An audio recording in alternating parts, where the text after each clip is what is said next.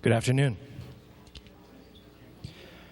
Our next speaker, Marc D'Antonio, is the Chief Photo and Video Analyst for the Mutual UFO Network, or MUFON, as well as the President of FX Models, a model-making company specializing in digital and physical models of all kinds. His degree is in astronomy, and he has spent decades capturing thousands of images of many kinds of different sky phenomena. This phenomena has been captured on multiple mediums, including still photos, moving images, and he's analyzed them all. Let me please welcome to the stage Marc D'Antonio.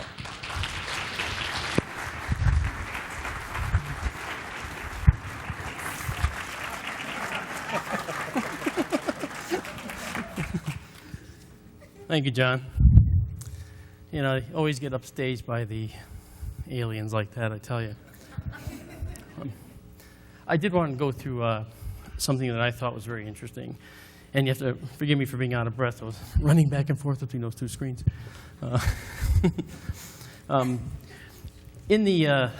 my travels as a photo analyst, you wouldn't figure that I would find anything interesting in stone. But in fact, there's a lot of crossover in the disciplines, and I'd like to talk to you about that. As an astronomer, I spent a lot of time learning about planetary geology and earth science. And that took me down a lot of the paths that led to looking at petroglyphs. And one of the things we're going to do now is I'll take you through the presentation little by little, show you some very interesting pictures. I don't see the presentation up there now, and now I do. But throughout our history, we as a species have recorded events, used stone as a tablet to write. And before the creation of paper and pencils and other ways to record our data or pass our stories along, it was oral tradition around the fire. And then when rock art, or more appropriately, rock language emerged, these things we call petroforms. Petros, from the Greek, meaning rock or stone, and forms, meaning forms. And petroforms are a very interesting, glimpse into ancient cultures. And so that's what we're going to look at today. And these petroforms, in the form of cave drawings, which are known as pictographs, or incised into stone pictures known as petroglyphs, together form an interesting picture, which we're going to look at very soon. Now, when we do petroglyphs, I'm going to show you just what they are, as a matter of fact. This is the raw material for petroglyphs.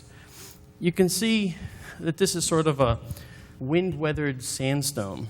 And petroglyphs were created by pecking away the upper surface, leaving the unweathered lower surface. This made a very durable image that would last for a long time. If you look at the rock up close, you can see it looks like something you could flake off pretty easily. These pictures that you're looking at here were taken in Nevada in February. We'll go through that in a little bit. But when you peck off the darker weathered material, it leaves a lighter material underneath, underlying it. And because everything weathers at the same speed and at the same rate, what will happen is you'll have very long-lasting images, because the lighter stuff will weather a little bit darker, but the darker stuff will keep getting darker. And that's why for thousands of years these forms have persisted. I got to tell you, as an aside, standing next to these petroglyphs, it really is eerie. And I know maybe that's not what you came here to hear, but I have to share this with you. You know, for instance, this was way up on a cliff out in Nevada. It's just a record of a hunt, but the person that did this did it where I was standing when I was looking at it. It felt very strange to be in the same physical space occupied by someone 1,000 years earlier who had done this. And that's all that's left of that person. That's the only record of their existence, is what they record in stone. And that's very thought-provoking to me. So, you know, you have an image of bighorn sheep moving through the valley. It's a simple scene played out from a hunter's life, but it's here in stone for all to see forevermore. And in this case, it may have been done by a shaman, and you know, it was done perhaps under the influence of mind-altering substances, which is reflected in the art itself sometimes when you look at it, or the writing. Yeah, I know, mind-altering substances. Not much has changed. You know? One thing can be said, though, of petroforms. In examining some of these images pecked into the receptive rock surfaces like this, we see imagery that's hard to explain, intriguing to say the least, and sometimes frightening because of what it looks like it's trying to tell us, especially if you take it at face value. This talk is not about taking things at face value. It's about taking things and figuring out what they could have been, perhaps in the context of the culture that created them. We have a few small, focused locations we're going to look at. We can't possibly look at everything because there's just so much to it. So we're going to look at just a few of those countenances drawn in stone, and we're going to explore them. We're also going to take a few side journeys because it's not only in rock language and stone drawings that we see interesting drawings that indicate possible extraterrestrial contact. It's in paintings as well. So we are going to sidetrack down there and talk about some other things that relate to the entire world of petroforms and paintings. Some of you will have seen what's coming. But let's take a trip to Abidos in Egypt.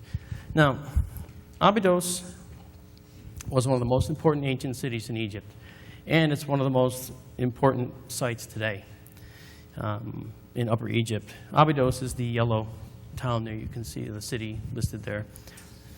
It's well known for its complex of temples, including Osiris and Seti I.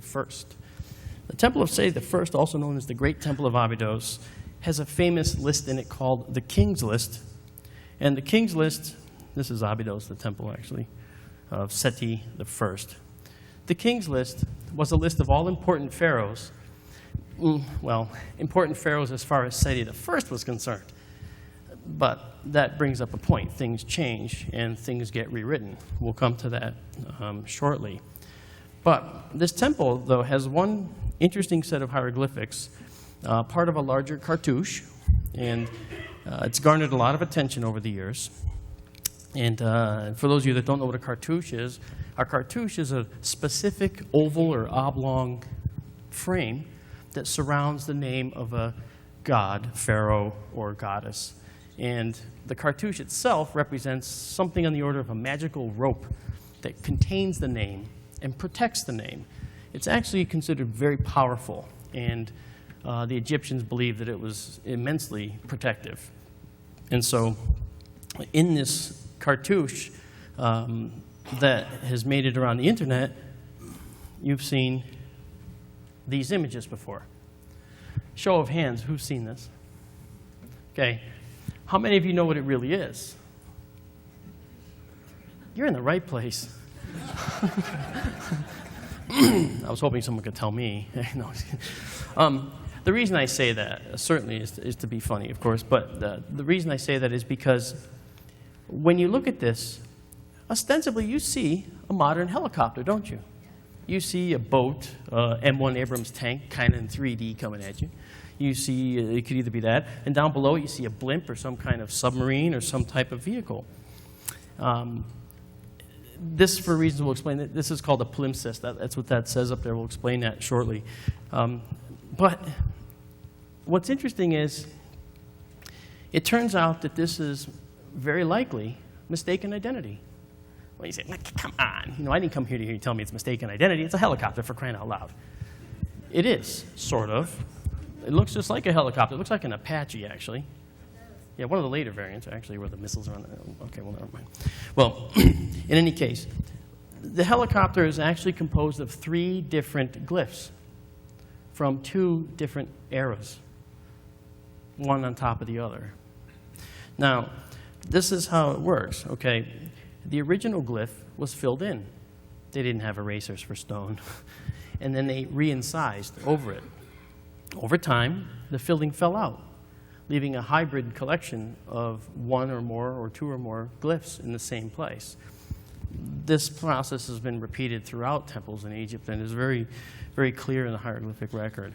Now, for those that say, well, tell me more, some scholars have been able to actually decipher the individual messages. And in some of these writings, you can see that there were two messages, which I'll share with you what the messages were.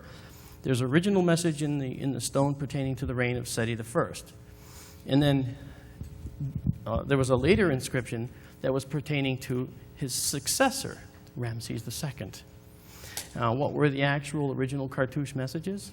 Well, again, the cartouche was the name of the king or the queen or the god or goddess. And then next to it was a phrase that indicated something of their prowess. Well, in Seti I's fragment, that message was basically, Seti I. And the phrase was, who repulses 9 bows? Don't ask, I don't know what it means. But, it's somewhat clear and it's not it's not often, not that clear. But Ramses II, his message was, Ramses II, who protects Egypt and overthrows the foreign countries. But let's take a look at what that superimposition looks like if it's color-coded. Okay. In the cyan color, you can see 2 of the 3 glyphs that make up the helicopter. You can see that there is that cyan, what we call the tank or the boat in the upper right-hand corner, is something else with a red line over it from the previous reign of Seti I. Well, these are the 2 messages superimposed. I wish I knew who did this drawing, by the way. I've been trying to find the person to give them credit, but it is a good, very, very good drawing because it gives you a very clean idea of what you're actually looking at here. But I did find something that might make it a little easier even so. One of the things you can notice in this drawing, it's very clear now. The untouched cartouche segment on the bottom shows a bow. The top string of the bow is the rotor blade of the helicopter up top. The center of the bow is that central part coming down from the main fuselage of the helicopter. On the right, you see that that's not a boat, not a tank. It's a hand. All right. And below that is a diamond on its side. And that, again, you can see in the upper one, was overwritten. Part of the problem, however, is when you look at these, they look, well, they kind of look embossed. They look like they're sticking out of the stone, so that makes you think that, they're sticking out. How many see that as sticking out? It kind of looks like it's embossed, doesn't it? Yeah, and I'm going to make sure that I'm going to get to the right image, because when you look at this shot of the overall cartouche segment, it looks like they're sticking out very clearly. Well, now I'm going to give you all a trick, all right? All you have to do to see if it's really sticking out or not is flip it upside down. It's a visual trick. Leave it to an astronomer. We know this stupid stuff.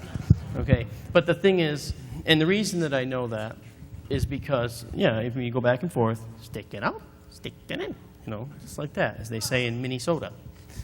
But the reason that it is helpful is because sometimes you can't make heads or tails of the imagery.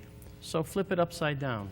For those of you who are into astronomy out here, you've looked at pictures of the moon where it looks like there's veiny valleys that are actually sticking up and going along the surface of the moon. They're actually they're actually recessed features, not embossed features. Flip it upside down, and it becomes clear. Your brain has this pre-programmed way in which it thinks light ought to hit objects, and it fools you. So hopefully that makes some sense to you. Now, I think I want to take us now across the world. Let's go to Grapevine Canyon, Nevada. Who's been to Grapevine Canyon? Yeah. I know Ron's been to Grapevine Canyon. You've been to Grapevine. Yes, excellent, Greg. Been there? Yeah. Grapevine Canyon is interesting. When I was in Nevada, I did a talk at the International UFO Congress Symposium, and I took time out to visit Grapevine Canyon, and I explored those petroglyphs. And what's interesting is this place is among one of the many highly sacred sites, and is in fact the largest petroglyph site in southern Nevada. Shamans, perhaps Yuma Indians, or others in addition, would go there and seek their own quests. The site contains thousands of petroglyphs of many kinds, and there have been a number of interpretations of many of them. There is one petroglyph, though, that I went looking for in particular, because it was rumored to be some type of spacecraft. Well, why would I be interested in that? Well, the shape was interesting. It actually resembled a caterpillar, but each segment of the caterpillar was connected with a rectangular segment. Well, why not just show it to you? Now, I read several people's reports that said they thought this was some type of spacecraft. Well, I looked at that, and I said, no, I've seen that a lot. I don't know that that's a spacecraft per se. And they gave various reasons why they thought it was a spacecraft. But one of the things that this is it could be a common depiction of a particular rain god, depending on the context. Again, this is language, not just art. So it could be, in this context, maybe a rain god. It could be an indicator of a village, or it could also be something called a phosphene. I'm going to focus on the phosphene side, because a phosphene is a very interesting phenomenon that happens in all of you, in all of your eyes. If you close your eyes and poke your eyeball, you see lights in your vision. And basically, you probably already know that that's not a good idea to keep doing that, especially if you manage to do it with your eyes open. But they're generated by pressing on the closed ball of the eye. The retina fires indiscriminately, and you get some strange-looking shapes in the back of your eye. Certain, shall we say, introduced chemicals into your system could generate some very interesting phosphene shows. Passing too close to very strong electric or magnetic fields can cause phosphene shows. For instance, I had an MRI, and I thought I was watching a movie, okay? They were all the same color, though. They were these bright lightning blue things zipping around, and I thought it was pretty cool. I said, wow, now I know how the shamans felt, But I was thinking, they didn't have MRI machines. So what could possibly, if it was artificially stimulated, because I had to go there, what could cause it to be artificially stimulated? Well, there's plenty of reasons why phosphenes can be seen under normal circumstances, but another reason they can appear is through a special technique used today to do non-invasive studies of the human brain. This technique is called transcranial magnetic stimulation. I said it right. I was worried I was going to screw that one up. It's a long word. I'm going to call it TMS from now on. And TMS is interesting because what they do is they put this figure-8 shaped antenna, transducer, around your head, and it non-invasively helps to map your brain and see how your brain works. It's really cool. I've never had it done, but the MRI was enough. Okay, but it does cause a small current to flow inside the brain, and makes the neurons fire, makes quite a phosphene show. And I thought that certainly any primitive people that might have been surreptitiously studied by some highly advanced transcranial magnetic stimulation device from a visiting group to find out just what makes us tick, I think that phosphene show might have been worth reproducing, once it happened, I mean, really, it's like, hey, Trog, stand here. You got to try this, Yeah. That's one you don't want to, you want to go peck that out right away in the rock, I'm not forgetting this trip, man. Now, the question is, though, did ancient peoples receive visitations from advanced races who wished to study our brains and our physiology, or were they just heavy drug users who liked hanging out in the dark? We don't know. Probably, we'd like to say a little bit of both, wouldn't we? But we don't really know for sure. TMS is non-invasive, and at most it can cause seizures. But it doesn't cause death, typically. So without revealing any of their presence, they could probably do what would be called a standoff study, where they could be hidden just off to the side in some fashion. Maybe they have a way to do it more in a longer distance way. Now, for this part of the talk, I just want to say that, and just to make it clear, yeah, I'm the guy at the podium, but I stood on the shoulders of giants to get here. One of those giants is Ron Regier, and I want to acknowledge him for helping me with some of the petroglyph information. Thank you, Ron.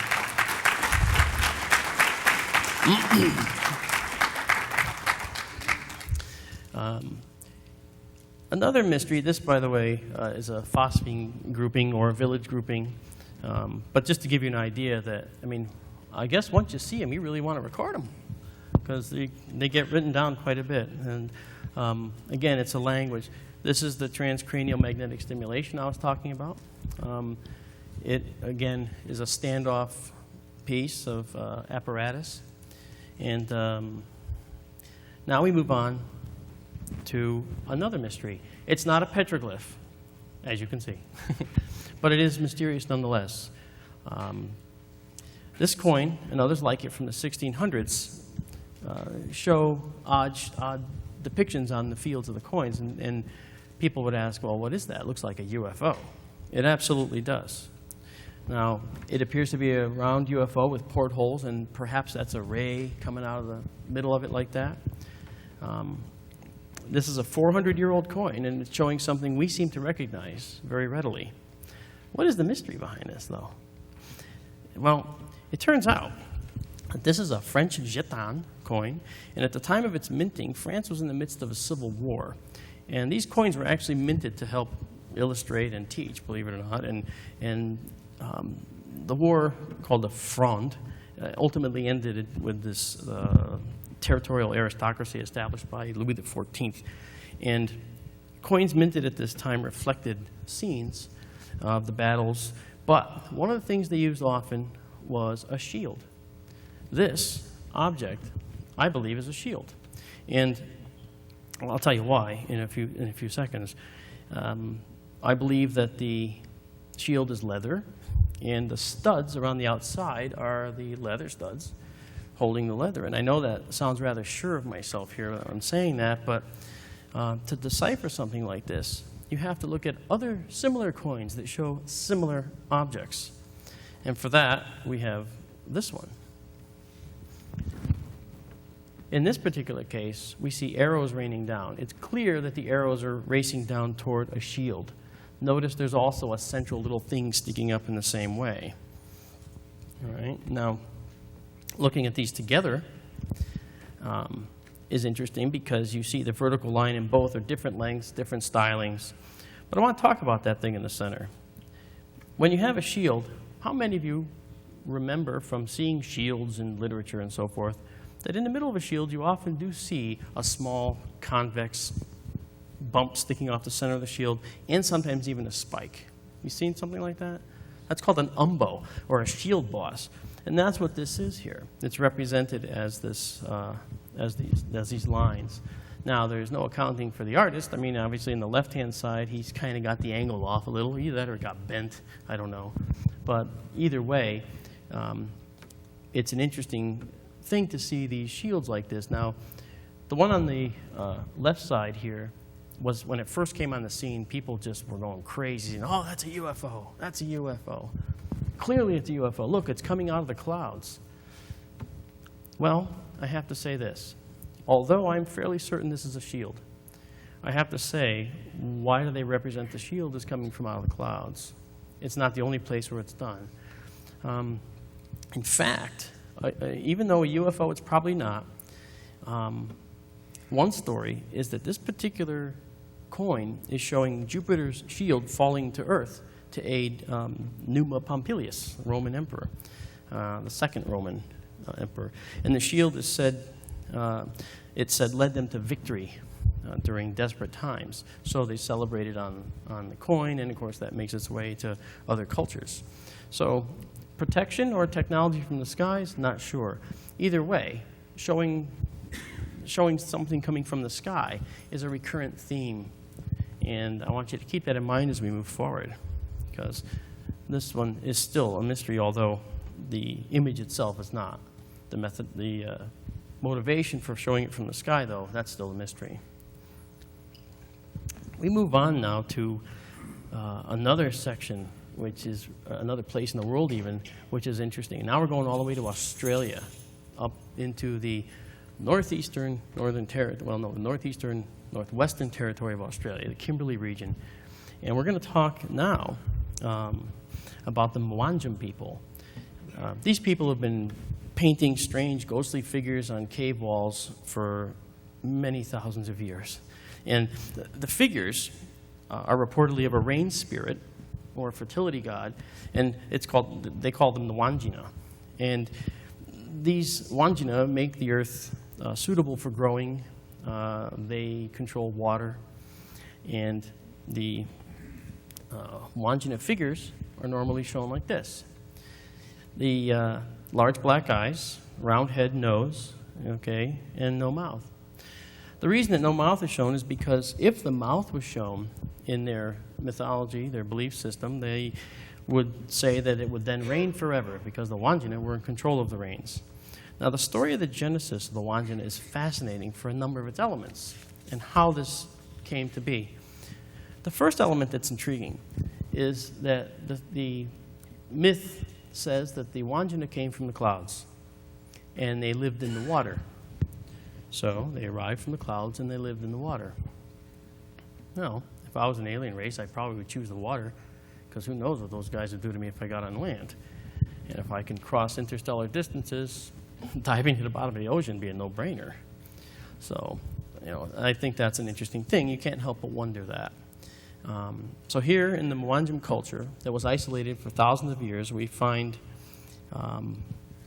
that we have this commonality of shapes and across Australia. And one of the things that I want to point out here is that when you look at the fact that they have these large black eyes, we look at this and we say, wow, that could look like the little creature that was showing up on the screen before, or whatever. I mean, something similar. And I personally think that if the Wanjina do reside in the ocean, or did reside in the ocean, well, we have reports of unknown submerged objects, don't we? And it's very possible that maybe these were one of the first unknown submerged object occupants. It's a possibility. And I think that a great many myths have their foundation in real, true encounters, stories of which were passed on through generations, and in this case, potentially became foundations of culture. Now, the second element of the Wanjina, which I think is very interesting, if you look in this picture, again, we see the unmistakably familiar look of what we might call the gray or something. But this is how they chose to portray them. Also, keep in mind the halos. We're going to get to that. All right, the illuminated lights around the bodies and around the heads. Now, notice the red hand. This red hand is very interesting because I find that it's possible that this is a scale indicator. Back then, they didn't have rulers. But so if you wanted to show something's size, and that's not the only hand that appears in this particular pictograph, by the way. It's just the only one that I showed.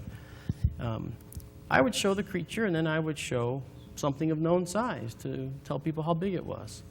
And this indicates that the Wanjina would stand between 3 and 4 feet tall. Surprise, I guess, right? Now, it could be that the waterborne Wanjina were, in fact, visitors from another world who, through exposure to Aboriginal cultures, became forever entwined to be part of their culture and shown on the walls of the cave. Then again, part of the creation myth of the Wanjina has to do with something else. It has to do with owls. Now, I see a similarity, don't you?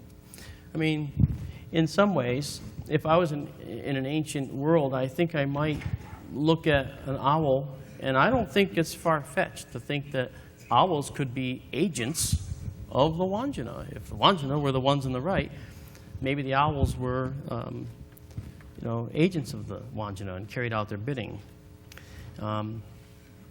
So this is what's interesting here. In the Aborigine myth, the Wanina were said to have taken great offense to two boys that hurt an owl.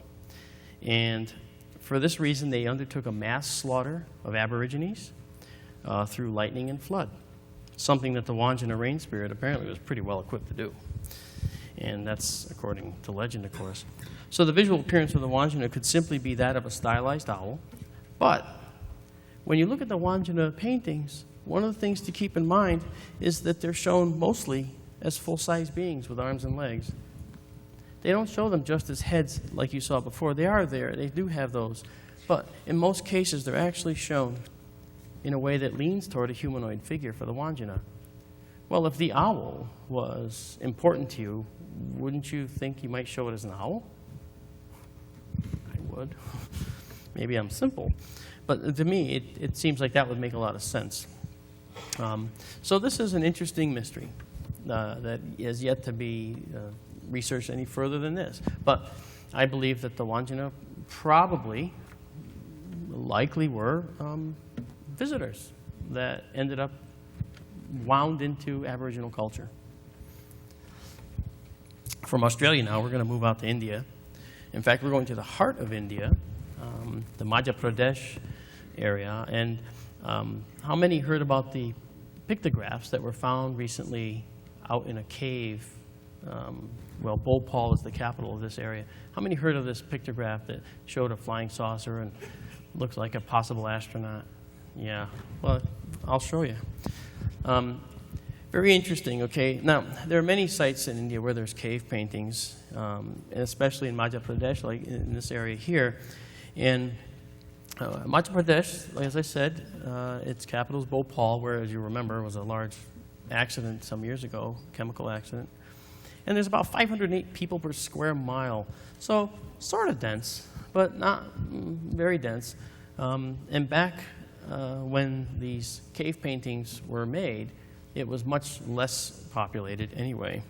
Now there's a lot of cave paintings, like I said. These are the Bhimbetka cave paintings. And this is a hunt. Now, these look brand new. But in fact, this is from 1500 to 2000 BC. Yeah, look how bright and shiny that is. They used vegetable dyes, animal fats, long-lasting pigments, earth pigments, that actually lasted quite a while. The reason that they're still visible is because they're in what are called rock shelters. They're in underhangs deeper into a cave area where weather couldn't really get to them. But it's very, very, the red color is actually very significant for the following reason. These cave paintings that were found recently was this one. Well, who's that guy on the left? Now, I know people see a flying saucer on the lower right, possibly emanating something, and I know people said that looks like a wormhole at the top. But the most important thing to me is that guy on the left. In the culture, there has been no real indication that there have ever been masks that look like that. Oblong faceplate. That's a real interesting shape. And it looks like there's no seam between the neck and the body. That could just be a stylized artistic rendering, of course. But you might put a little line if there was actually a seam there, like it was a mask put on or something. But that wasn't there. The helmet really does appear seamless to the body, and it seems to indicate some kind of a spacesuit. Now, I'm not the only one that thinks that. The hands are too small to be clearly seen, but like I said, it looks like they are contained within the suit. So when you look at this, another thing that's important is there is no other imagery like this in the area. Now, my concern, when I first saw this pictograph, the first thing I said was, carbon date this, or date this. I want to know exactly when that was done. Because just like in Grapevine Canyon, I can show you petroglyphs that were done in 1908. That's called contamination. because people see it and say, "Ooh, let me try that," and then they create a shape, and then they go home, leaving this petroglyph to really confuse the people who come after us. But anyway, I err on the side of caution. I say the jury is out on this one.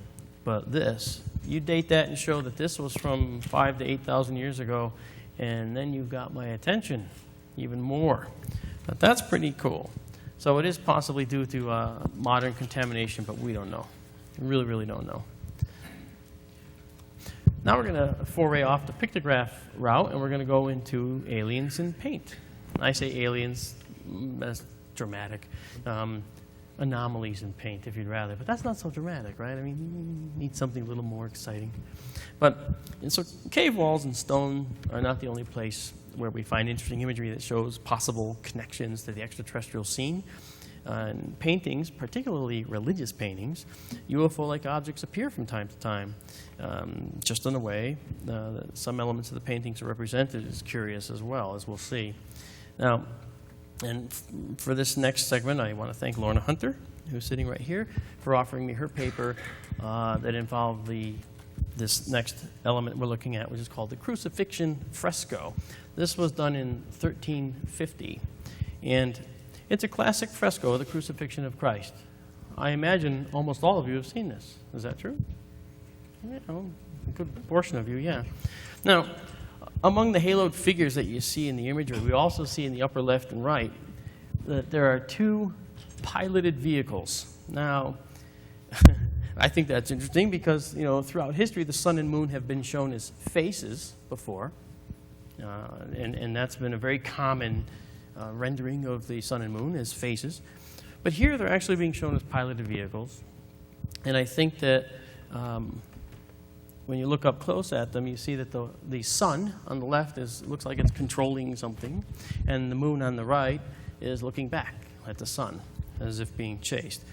It's not an uncommon thought. In fact, it's been well thought that the moon could be getting chased by the sun. That's something we've heard throughout history.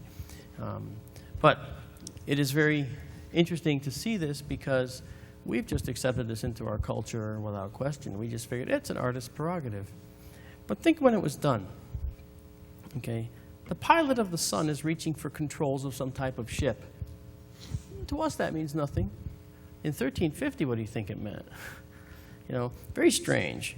And that's why these have always been intriguing to me. Now, if this was supposed to be a chariot being pulled across the sky, maybe there'd be golden horses or something, but there's nothing. The propulsion is assumed to be something different. And that is what is interesting about it, and it's fascinating to me, actually. It needs to be mentioned. Now, again, throughout history, there's been other elements of paintings that have very significant depictions. This one is the Annunciation with St. Abidos. It was done in 1486 by Carlo Crivelli.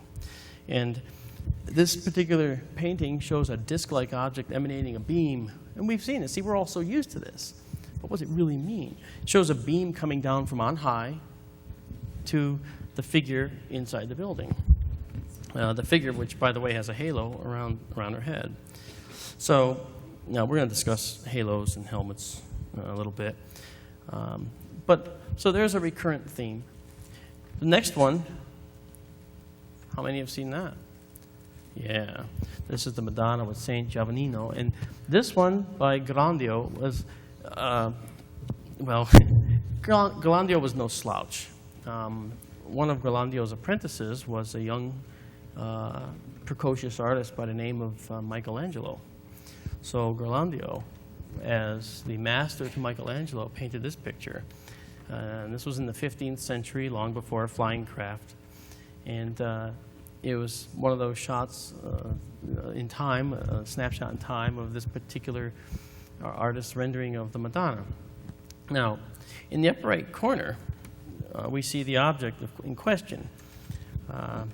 Now, the craft, if this craft was isolated in the image and not referred to by any of the characters portrayed in the image, then arguments could be made that this was an accidental blemish, something done later in time. The problem with that is that there is a direct reference to the object in the sky. In fact, there are two. There is someone in the distance shielding his eyes, looking at it, and a dog barking at it. At least that's how it's been interpreted. Now, what conclusions can be drawn from this portrayal? In my view, it's an intentional addition to the painting by artist Ghirlandaio. It's referred to by two portrayed characters. It's emanating light rays, and in the yellow paints, which you can't really see here, there are what appear to be very distinct portholes around the outside edge.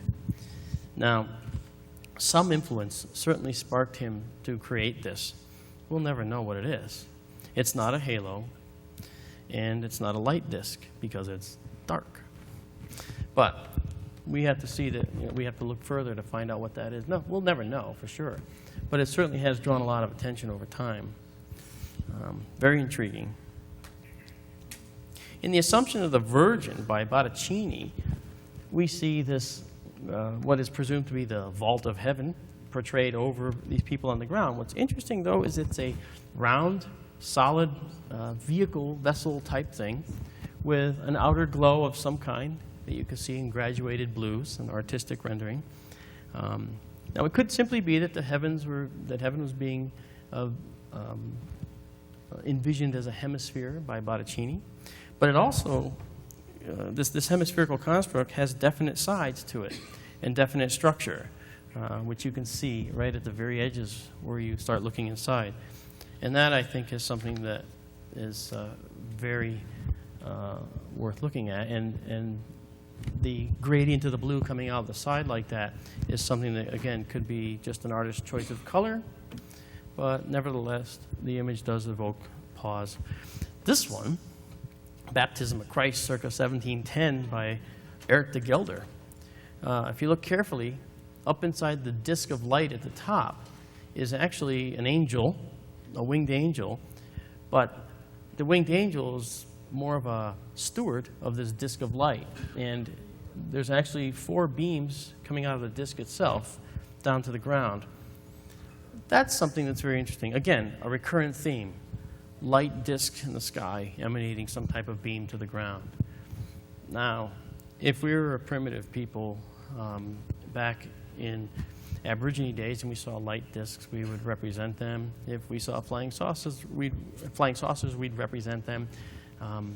And in the 15th, 16th centuries, where religious icons were, of course, were controlling economies, in fact, you would represent them. But the thing that's interesting is that throughout the world, we see the same type of representation, whether the culture has ever come in contact with another or not. And we're going there. So, like we saw in a previous painting, this one here shows beamed inspiration coming from on high. And that leads to halos and helmets. Why is it that we see a halo around a divine character's head? Where did that come from? You know, it started out as a ring over the head, and in others it's actually separate stars, kind of like when you get whacked on the head. But in some of the paintings, it's actually separate stars. And then others, it's a sphere that encases the head. To me, I want to know why that's happening. Why within other disparate cultures that have no connection to others do we actually see that? And it spreads across thousands of years and across centuries, dating back to prehistoric times. And I'm not sure why they do that. But it is something that needs to be looked at thoroughly. You know, why did artists the world over do this? Why did the Kimberley artists represent the Wanina with halos and helmets, as we see here? You know, in the Tassili Mountains in Algeria, you remember this guy. We have large helmeted heads with slanted eyes. There's been arguments saying, well, those are just ceremonial masks. They could be. But it's interesting that cultures that don't have any contact with each other show the same type of rendering of divine and other creatures. I find that to be, I don't know, I guess there's no words for it really. In Val Camonica in Italy, there are these 2 helmeted warriors. doing battle. The helmets seem to have some type of protrusions on them, which I can't understand. And this region, by the way, is really rich in pictographs and petroglyphs. There's over 140,000 prehistoric petroglyphs here, spanning over 8,000 years. And there's this. So plenty of population lived there. Plenty of people saw things and recorded them. Very, very interesting. Now, in Sago Canyon, there are these helmeted figures in the pictographs there. These might just be ceremonial masks. I call this one out only because the central character has a very interesting antennae sticking off. Maybe he was representing some type of an insect or some type of creature, but again, the same type of large eyes with the helmeted heads. How many have seen this one? Right, this is Pakal. This is the sarcophagus lid of Pakal, the Mayan king. Now, Pakal came to the throne when he was 12 years old and lived, oh gosh, let's see, he died at age 80, and he came to the throne in the year 615. Now, after death, of course, he was deified, and the lid is considered classic Mayan art. And what's interesting is if you decipher some of the pieces, I've deciphered some, I couldn't get to all of them, but I have deciphered some of these parts. The lid is showing Pakal's descent into the underworld. And what's interesting, if you look at the top left, okay, you have the sun depicted up there, you have the moon depicted over on the right, again, as figures, as individuals, just like faces that we've seen before. And the Venus is represented, other constellations are represented around the outside edge. And the reason that's significant is because that shows you that the event of Pakal descending to the underworld is meant to have happened. They say it happened at night. So it was a nighttime event. So that's what that really means. He's also apparently sitting on something, and he's escaping actually from a dragon with an open mouth as he's ascending the tree. Now, the popular view of the Pakal sarcophagus is that this is an image of an ancient astronaut driving a spacecraft. And you know something, I don't, with authors that have talked about these items, I've kind of had to wince a little at some of the things they were suggesting because they would make suggestions without a whole lot of foundation in some of the things. But in the Pakal case, what I find fascinating is that his hands are actually touching something, controlling something, grabbing handles. Go back to the Mayan culture and think about what types of devices did they have that had knobs and handles and buttons that he's pushing and pedals that feet are resting on. What types of devices? None. So in this way, I find this to be something that really needs to be re-examined. I hate to say it, but because of previous authors' work and the author not being considered as credible, what ends up happening is people view all of his work as not credible. But this is one thing out of the many things that I think still has tremendous merit. So that's Pakal. Now, lest we forget, throughout history and throughout all different cultures spanning thousands of years, we see halos and helmets around many different characters and portrayed characters. We see them in the petroglyphs. We see them in pictographs. Not sure why they're there, but one has to assume that that metaphor for divine nature somehow might have been a visual element, something that was learned by visualization, seeing it. And that's where I come from. I think that perhaps because we see so much of this, we just accept it into our culture. We ignore it. We don't pursue it because we say, we just look at these religious paintings and say, yep, that's a religious figure, has a halo.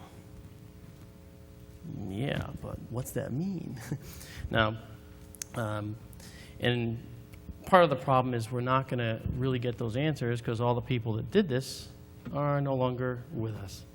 And from the time I was standing in front of petroglyphs, looking at them and feeling that the eerie connection with thousands of years earlier, to looking at a painting done in the 1600s or 1500s, you can't help but wonder if they're all related somehow, that there was some type of central stimulus that made it so that they painted these things that way. I think they did. I'm not sure what it is. All right. Now, I think I've cruised a little fast through my talk here because I'm right near the end already, believe it or not. And I have to say, we can't conclude in any way from these petroglyphs that we've had any kind of extraterrestrial visitation. The petroform evidence is there for us to look at, examine, and try to make heads or tails of. And whereas a number of the petroform evidence indicates very strange forms reminiscent of classic extraterrestrial beings, some of these are explainable in terms of the culture that created them. We revisit the Wanina. You remember the Wanina? They could be owls, or they could be aliens, or it could be both. And that's something else. It could be both. The alien Wanina or the owl Wanina. We have creatures that look like classic examples of what aliens look like on our Earth. So therefore, would it be unheard of for culture to say, this owl and this alien, maybe they're agents of each other. And then the owl takes on greater significance. That's very possible.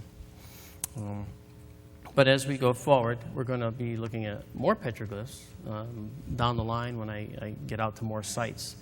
And I'm going to be able to have more answers, I think, for you on that.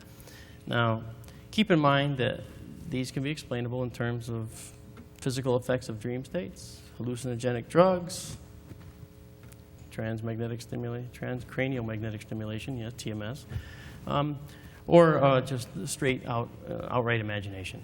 But what comes out of this is that in the end, what isn't really explainable stands out as incredible. So thank you. That's it.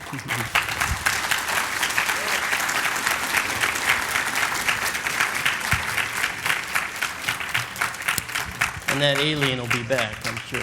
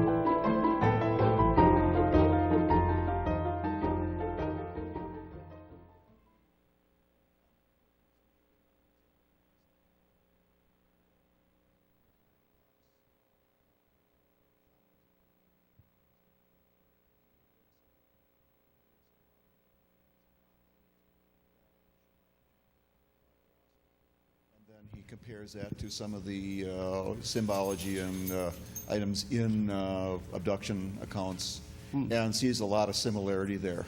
Yeah, I actually, there was a couple of petroglyphs that didn't get included because they were a little bit off topic because they did go into the abduction side of things.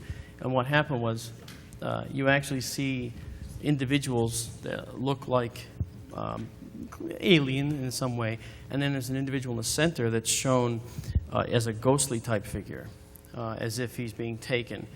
And when you call it rock art, I actually take a little further. That's actually language, and the context of the language of the symbols can be different. The same symbol here in this context of that panel can be very different from the context of that same symbol over in this panel here.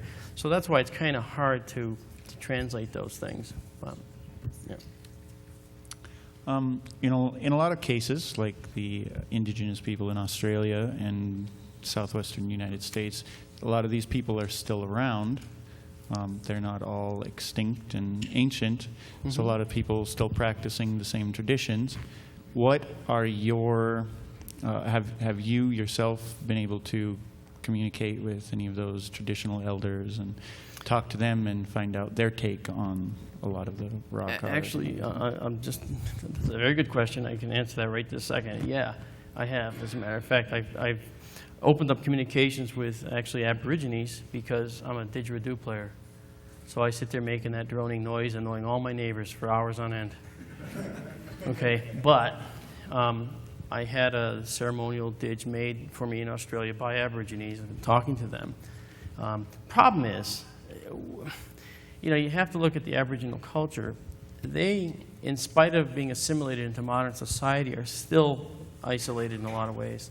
And, you know, if you send an email, don't expect a response tomorrow. You know, you won't be calling their cell phone except for the Aborigines that work in the city and are part of that type of mainstream life. So it's actually quite difficult without being on site to contact them. My mother is Native American, so I have also spent time talking to Native American people and trying to get an idea what, you know, what modern facets of this phenomenon are visible.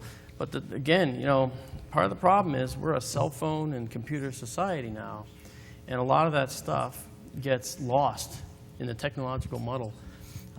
It's really not as simple as just having been put on a rock face 8,000 years ago. You know? Hi, Tom. Hi. I had a dialogue with someone a few years back about some of the apparent anomalies in the skies of the Renaissance paintings. Mm-hmm. And I was told, oh, those are seraphim. But in a way that begs the question of, okay, what is a seraphim, and where did the people that painted the paintings get the idea of putting the seraphim in the skies and depicting them in a manner that to us looks like what we might think of as a UFO? Have you thought about that, and what can you say about that? My focus has been looking at, especially in the religious paintings, my focus has been looking at the similarities across centuries of art worldwide. So, you know, whether you see and describe something in one way or another in a painting, you know, to me, I see a disk of light with rays emanating down. Now, that could also be a stylized cloud with a sunbeam. Right? Will we ever know? No, we won't. But they put it in a religious context. But the question that's begged here is, why from above? Okay, now I'll get to that. We have so much of our planet covered with water. Wouldn't it make sense that we might have ocean gods? Where are they? You know? I mean, most of the religious paintings, there's no mainstream religion that has ocean gods. You know? Well, there were, I mean, in the past, of course, there were certainly religious icons that were in the water.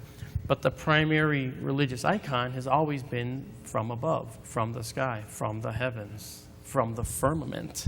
So that's the question that you have to answer here, is why that? Boy, that just knocks me for a loop. How would you know? You know, how do you know? You know, we come from there, you know, I'm certain of it. You know. Yeah. There's aliens right there in the front row. I know that. Yeah. The ones with the tiaras, I think. Yeah, remember that part about the substances that you ingest? Yeah. There are the samples. They're digging into the closet. Anything else? Anybody else have any questions? I'm happy to do something, or happy to walk off. Either way. All right, thank you.